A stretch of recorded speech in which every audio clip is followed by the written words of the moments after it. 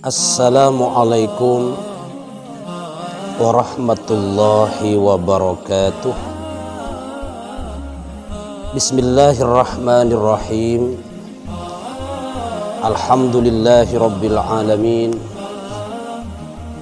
Assalatu wassalamu ala ashrafil anbiya wal mursalin, sayyidina wa habibina wa tabibi qulubina wa qurrati a'yunina wa maulana Muhammad wa ala alihi wa ashabihi alladhi tamassaku ila yaumil ma'ad. Allahumma aftah alaina futuhal arifin wansur ilaina wa dhakkirna ma nasina ya dal jalali wal ikram.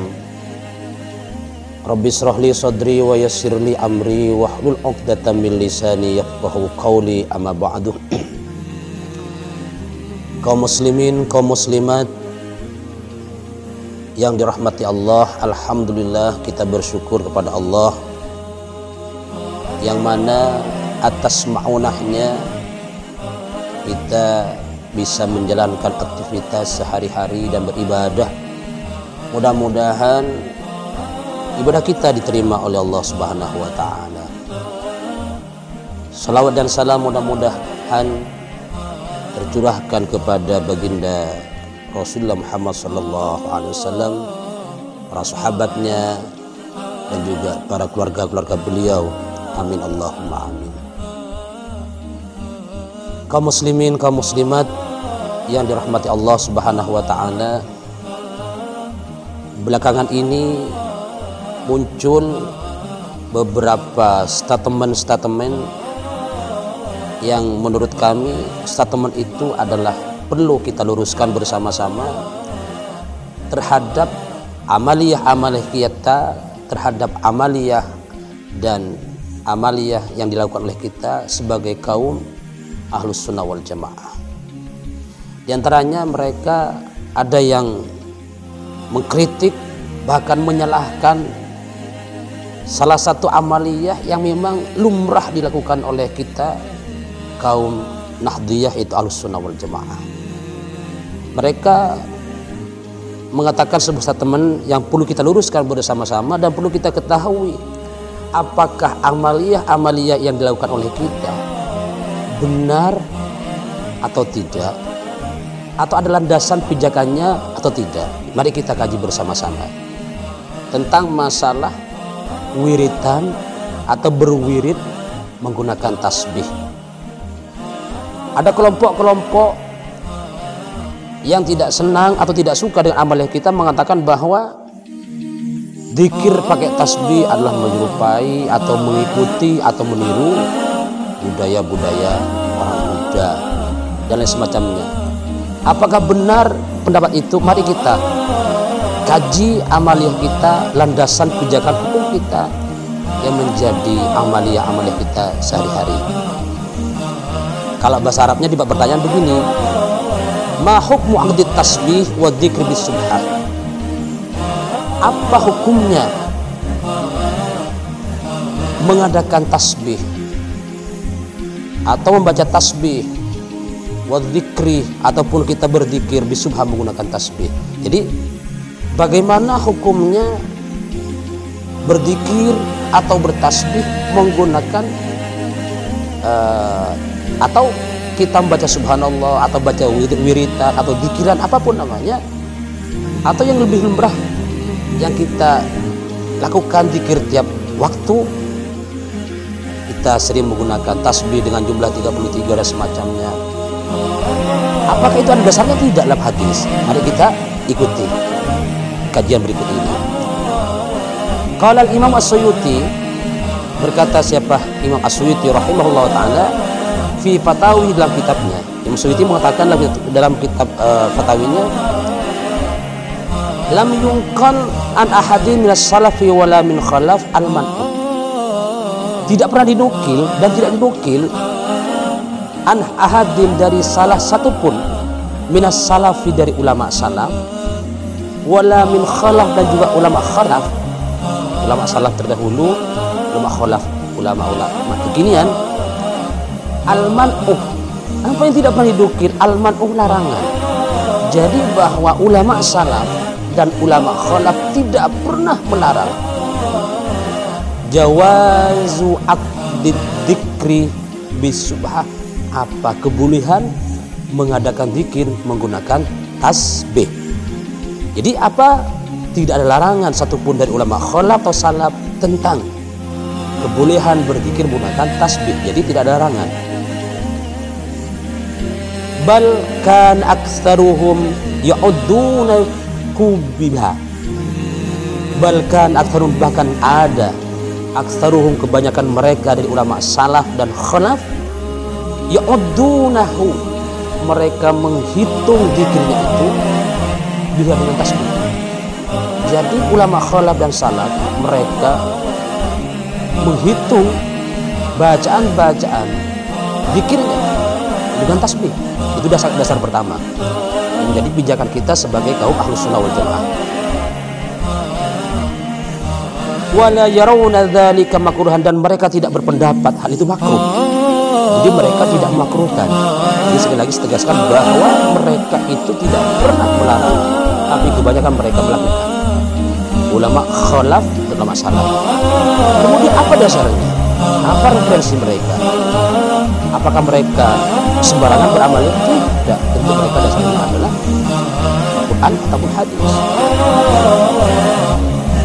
Waqad sabata ala jawazit tasbihi bin nawa wal haswa hadisan. Dan sungguh-sungguh telah tetap ada ala jawazit tasbih, atas kebolehan membaca tasbih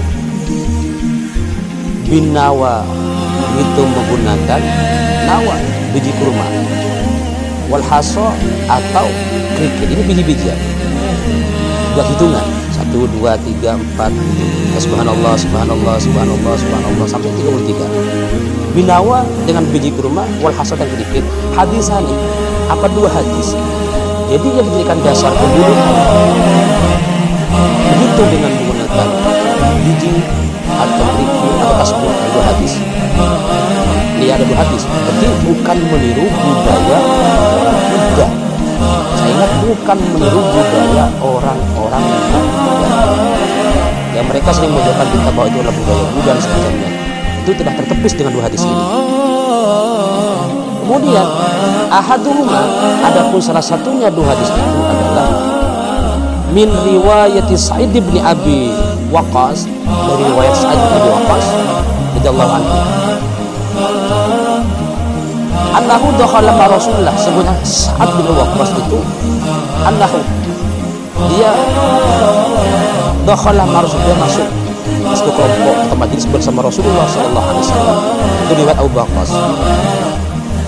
Masuk ala imratihi, masuk ke salah satu istrinya. Jadi Rasulullah mengajak Sa'ad bin Abi Waqqas menjenguk istrinya Rasulullah. Ini yang pertama. Wa baina yadaiha, dan di antara kedua tangan istri imrah itu, istrinya Rasulullah, nawa au haso, ada biji kurma. Ya, ada biji kurma, au haso kerikil. Megang kerikil atau biji-bijian. Tusabbihu bihi, yang mana istri Rasulullah tusabbihu, bertasbih bihi dengan biji itu atau kerikil. Dihitung subhanallah, subhanallah, subhanallah. Ini hadis yang pertama yang dijadikan dasar tentang kebolehan kita berdiri berzikir menggunakan tasbih. Hadis yang pertama. Jadi bukan meniru-niru ya. Jadi kalau ada orang mengatakan bahwa bertasbih dengan menggunakan tasbih, berwirid menggunakan tasbih adalah budaya orang-orang luar atau Hindu, itu mereka ngaco, mereka tidak membaca referensi yang ada, kurang referensinya mereka. Wasani, adapun hadis yang kedua yang dijadikan dasar referensi tentang kebolehan kita berzikir, bertasbih dan semacamnya menggunakan tasbih subhan, ya jumlahnya 99 itu, jadi bisa 33 itu adalah hadis kedua, hadis Sofiyah Ummul Mukminin, hadisnya Siti Sofiyah Ummul Mukminin. Dia salah satu istri Rasul. radhiyallahu anha qalat, berkata Siti Sofiyah, dakhala alayya Rasulullah sallallahu alaihi wasallam, dakhala masuk, alayya kepadaku, artinya Rasulullah nyambangi Siti Sofiyah. Rasulullah rabu katil mah Siti Sofiyah, dakhala alayya Rasulullah sallallahu alaihi wasallam wa baina yadayya, dan di antara kedua tanganku itu, katanya Siti Sofiyah, arba'atu alafin awatin, ada 4.000 biji kurma. 4.000 biji kurma. Jadi ketika Rasulullah SAW masuk ke istrinya Siti Sofiyah, maaf, kemudian di kedua tangan kata Siti Sofiyah, saya memegang 4.000 biji kurma, usabbihu biha, yang mana saya bertasbih, membaca subhanallah, subhanallah, subhanallah dan semacamnya, biha, dengan begitu menggunakan nawa tadi, biji kurma itu. Akhrajahu Tirmidzi, mengeluarkan pada hadis siapa Imam At-Tirmidzi. Ini dasar dua hadis tentang kebolehan menggunakan tasbih ketika berzikir. Maka menjadi clear dan jelas tentang dasar-dasar amaliyah Ahlussunnah wal Jamaah. Tasbih yang digunakan oleh kita bukan berada, tapi ada dasar pijakannya, itu hadis Rasulullah sallallahu alaihi wasallam. Qala Imam Asy-Syaukani, ini juga menjadi pijakan kita, berkata siapa Imam Asy-Syaukani rahimahullahu taala fi Nailil Awtar, dalam kitab hadis namanya Nailil Awtar, beliau mengatakan hadanil haditsani, dua hadis ini, hadis yang pertama dan hadis yang kedua, yadullani, ia menunjukkan kedua hadis itu ala jawazi arti tasbih, atas kebolehan mengadakan zikir, baca subhanallah, baca tasbih semacamnya, binawa, menggunakan apa tadi nawa itu, biji kurma atau kayu-kayu dan semacamnya, biji-bijian tasbih dan semacamnya, wal hasa, dan batu-batu kecil. Wa kadzalika, demikian juga kebolehan hadis itu, katanya Imam Asy-Syaukani dalam kitab Nailul Awtar tentang bisubhah, kebolehan zikir atau wirid menggunakan tasbih. Saya ulang, kebolehan dua hadis itu tentang amaliyah menggunakan tasbih, ya, li'adamil fariqih, karena tidak ada perbedaan. Kemudian yang dijadikan dasar lagi adalah takrir, hadis takrir Rasulullah SAW, karena kita tahu bahwa hadis ada takririyah dan semacamnya, itu ketetapan Rasulullah SAW. Ada hadis qauliyah, ada fi'liyah, ada takririyah. Yang ketiga, li takririhi sallallahu alaihi wasallam, kan ada takrirnya Rasulullah, penetapan Rasulullah sallallahu alaihi wasallam. Kemudian lil mar'ataini, terhadap dua perempuan tadi, istrinya itu atau dua perempuan tadi itu, ala dzalika wa azami inkarihi, dan tidak ada ingkarnya Rasulullah. Artinya Rasulullah itu diam berarti Rasulullah itu menyetujui terhadap perempuan tadi yang menggunakan kerikil, bertasbih atau menggunakan biji kurma.